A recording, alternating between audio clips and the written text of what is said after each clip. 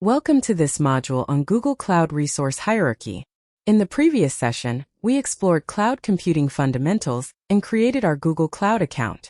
Now we're going to learn one of the most important foundational concepts in Google Cloud: how resources are organized. Before deploying any virtual machine, database, or storage service, every cloud engineer must understand the Google Cloud hierarchy. This hierarchy helps organizations organize resources, manage costs, control access, separate environments, improve governance. Let's begin. Why do we need a hierarchy? Imagine a company with multiple teams: front-end team, product team, payments team. Each team has development environments, testing environments, production environments. Without structure, it becomes extremely difficult to answer questions like, which team is spending the most? Which environment generates the highest costs? Who owns specific resources? How should permissions be managed? Google Cloud solves this using a structured hierarchy. Google Cloud Hierarchy. The Google Cloud hierarchy consists of 4 levels: organization, folder, project, resources, organization. The organization is the highest level. It usually represents the entire company. Examples: ABC Technologies, XYZ Retail, Global Financial Services. Organizations are typically created using Google Workspace. Think of the organization as the digital representation of your company inside Google Cloud.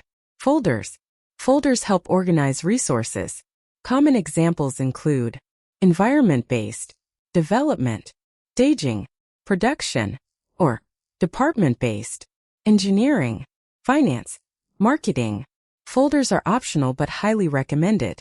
They provide additional structure and simplify administration. Projects. Projects are the most important unit in Google Cloud. Every resource must belong to a project. Examples: Payments Dev, Payments Prod, UITmap, Customer Portal. Projects act as administrative boundaries, billing boundaries, resource boundaries. Most cloud activities happen at the project level. Resources. Resources are the actual cloud services you create. Examples: virtual machines, cloud storage buckets, databases, load balancers, Kubernetes clusters.